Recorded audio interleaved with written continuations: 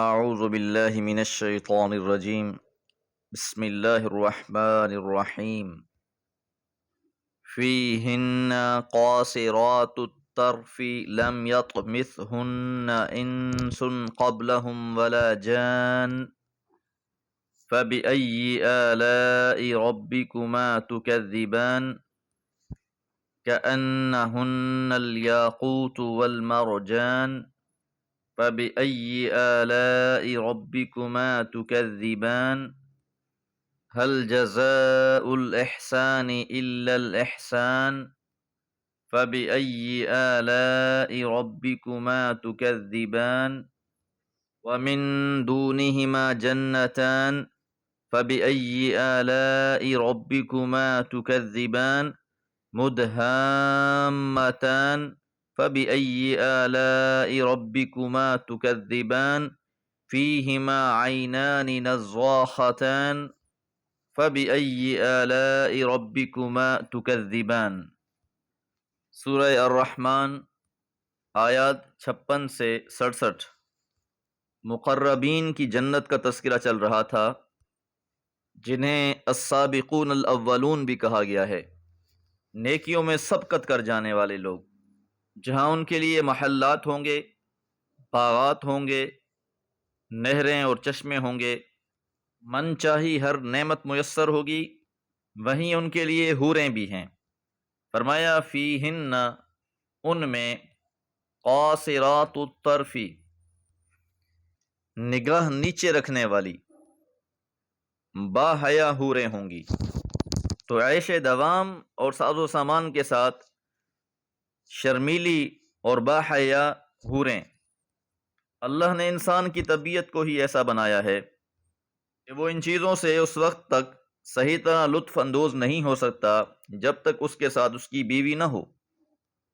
بیوی شریک رنج و راحت ہے، اور یہاں جو صفت بیان کی گئی ہے قاصرات الطرف، تو عورت کا شرمیلا پن اس کا سب سے بڑا حسن ہے، اور اس کے اخلاق کا محافظ بھی۔ با حیا ہونا عمدہ صفت ہے، چاہے مرد میں ہو یا عورت میں، البتہ عورت میں یہ صفت اسے مزید نکھار دیتی ہے۔ اب یہ ایسی با حیا ہوں گی، لم یطمثہن، نہیں چھوا ہوگا انہیں، انسن، کسی انسان نے، قبلہم، ان جنتیوں سے پہلے، ولا جان، اور نہ کسی جن نے۔ تو یہ ان کے کنوارے پن کی تعبیر ہے۔ فَبِأَيِّ آلَاءِ رَبِّكُمَا تُكَذِّبَانِ، تو تم اپنے رب کی کن کن نعمتوں کو جھٹلاؤ گے۔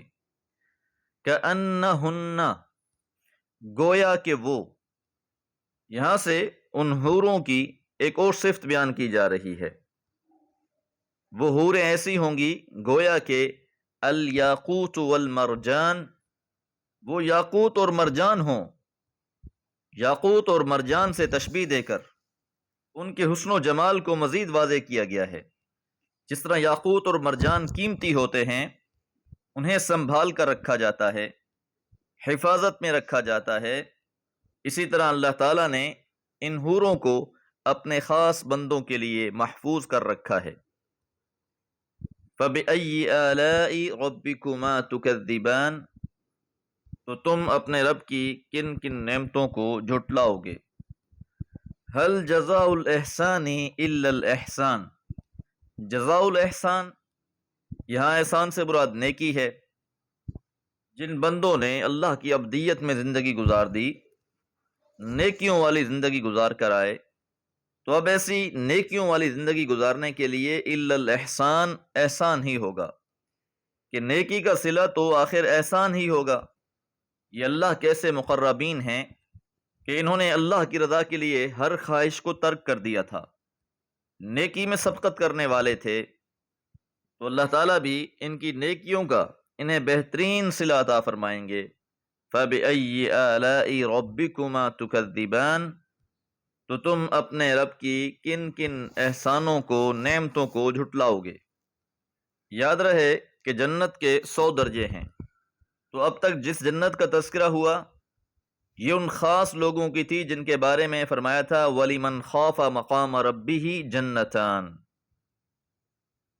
ان کے لیے جو اپنے رب کے حضور پیشی سے ڈرتے رہے 2 باغ ہوں گے۔ وَمِن دُونِهِمَا، اور ان 2 باغوں کے سوا جنتان 2 اور باغ بھی ہوں گے۔ تو جس طرح جنت میں بھی مختلف درجے ہیں، اس طرح ان کی خصوصیات بھی مختلف ہیں۔ بہت سی خصوصیات آپس میں ملتی جلتی ہوں گی، بہت سی مختلف بھی ہوں گی۔ اگلی سورہ واقعہ میں اس بات کو واضح کر دیا جائے گا کہ السابقون الاولون کا الگ درجہ ہے، اصحاب الیمین کا الگ درجہ ہے۔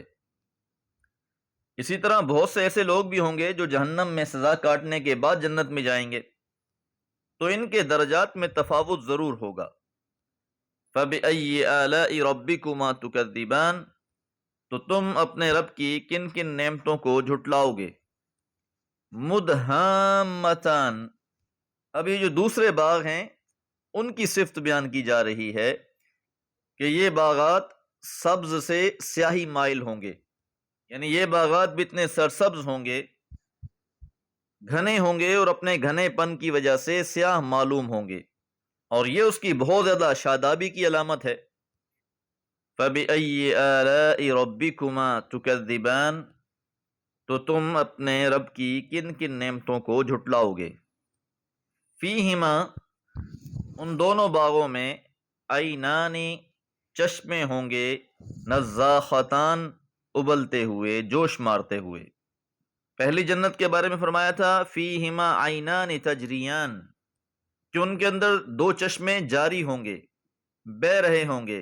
میدانی علاقے میں جو چشمہ ہوتا ہے وہ بہتا ہے، اور جو پہاڑی علاقے میں چشمے ہوتے ہیں وہ جوش مارتے ہیں، ابل رہے ہوتے ہیں۔ تو اس آیت مبارکہ میں پہاڑی چشموں کی منظر کشی کی گئی ہے۔